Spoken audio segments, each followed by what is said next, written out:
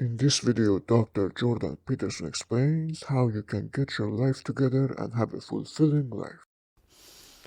Okay, so now you take these underlying biological systems and maybe they aggregate themselves into something that vaguely looks like your temperament, your 5 temperamental dimensions. So maybe if you're an extrovert, you're dominated by the dopaminergic system, just like you are if you're high in openness, and if you're high in neuroticism, it's mostly that you're dominated by anxiety systems and systems that mediate emotional pain. And if you're agreeable, you're dominated by the function of the underlying maternal/care affiliation systems. But so you could say, well, you've got these loose, you've got a multitude of fundamental biological predispositions that manifest themselves as implicit stories, something like that, and they organize themselves into the primary temperaments, and the primary temperaments are biasing factors that determine in part the nature of the interpretive structure that you're going to lay out in the world. It's not entirely determined by your temperament. We know that personality is only predicting, something like, let's say, 10% of the variance in most complex social outcomes.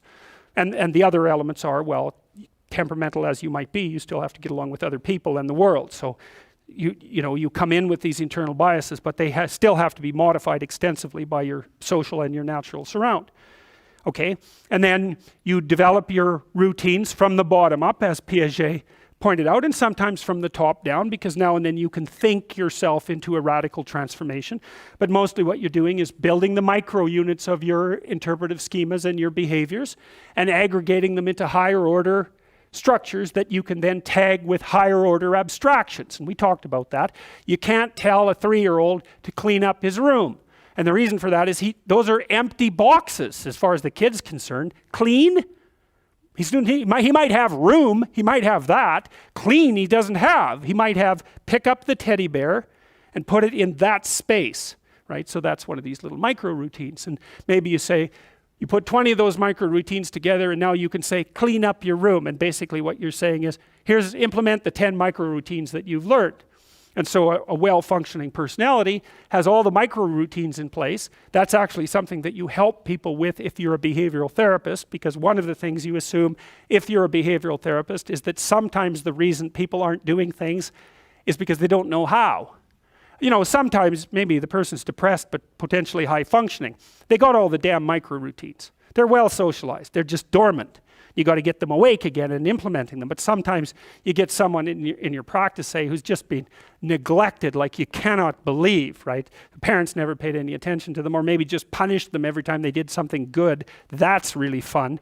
And then, they didn't make friends, and so they're really, really vague and poorly articulated. And so then what you do is you work at the bottom of the micro routines and get them to practice building up all these little attributes that they didn't build up. And one of the things you can think about in terms of character development is, so now maybe you understand something about your own personality. You might say, well, what could you do to improve your personality? And the answer is, develop some of the micro routines on the other side of the personality distribution. So if you're disagreeable as hell, maybe you could start learning how to do nice things for people. And that actually works, by the way. So if you take disagreeable people who are depressed and you get them doing nice things for other people, their depression tends to lift. But then by the same token, if you're agreeable, then you should practice doing some things for yourself and being more tough-minded in your negotiations. And so you can sort of place yourself on the personality trait distribution. You're extroverted. It's like, okay, man, learn to spend some time with yourself, right? You're low in openness. Well, try reading a book that's outside of your sphere of interest now and then. If you're conscientious, well, you should probably learn how to relax occasionally, and so forth. So I think partly what you're doing as you're developing your personality is not moving the mean much, the average, where you're located, but you're extending the standard deviation so that you're a bigger bag of tricks than you were before. And I think you can practice that consciously. It's like, you're hyper-orderly. It's, well, get a dog, Dogs, they're messy, horrible things, It's just what you need if you're hyper-orderly, because they're going to leave hair everywhere and force you to live with it. And so, okay, so this is sort of you, right? This is your personality.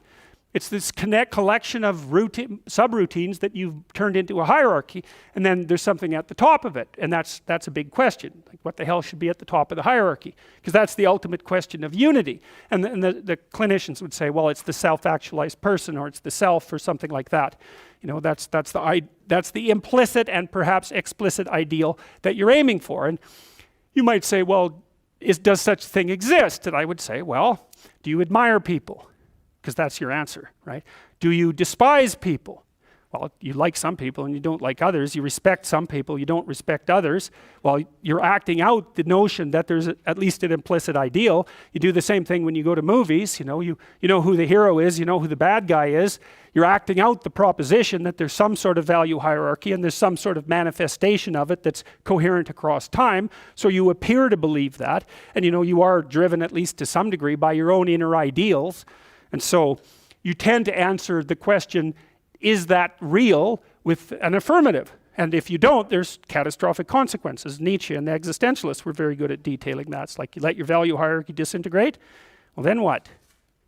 Well, part of it is nihilistic chaos. That's not so much fun. And then there's the alignment of nihilistic chaos with the intrinsic desire that someone will come along and tell you what to do. Right, so what happens is, if you let this devolve, you end up with nihilistic chaos, or the demand for the tyrant to come forward. And we've had that happen lots of times, and it doesn't seem to have gone that well. So, all right, well, so what happens when you lay out these little routines in the world at different levels of analysis? Well, this is how your emotions function, broadly speaking. You're aiming at something. And this is an oversimplification, which is why I want to show you this, right? When I show you this, assume that it's made out of that, right? It's just a schematic oversimplification, because even if, let's say that I'm trying to do something as simple as walking towards the door, I mean, that the action of walking towards the door is predicated on the existence of all the subroutines that enable me to propel my body across time and space, and like that took a lot of internal organization to get that right. It's automatized now, and so you can treat it like it's invisible, but implicit in any one of these structures is this entire structure. And you actually see this in therapy very frequently too. So I was talking to a client the other day. It was so interesting. This person said something. He had been talking to his mother, and he just made a casual comment. He said, he was talking to his mother, who was in a state of grief for good reasons that were independent of this particular person, who said, and I hate her. And I thought, oh, that's interesting. Like, where did that come from? And so I made a comment on that. That's a Freudian slip, right? Because the conversation was flowing, and then this little emotion-tagged utterance came forward. And whenever an emotion-tagged utterance of that sort comes forward, it's associated with a whole rat's nest of underlying pain and anxiety and what would you call it, disappointment and frustration that hasn't been properly rectified. So it's like a marker. And you know this when you're talking to people. They say something and you think, oh, like, wow, too much information. That's one way of thinking about it. It's like, just what are you up to? And then if you have any sense, you just forget that even happened and you continue. But that's like the snout of a dragon peeking out from a cave. And you might say, well, it's just a snout, man. But it's not, because dragon snouts tend to be attached to the whole damn dragon. And so this is also something to know about relationships, because when you're in a relationship with someone, they'll do that now and then. They'll, utter something and you think, haha. It's like, there's a bump in the road.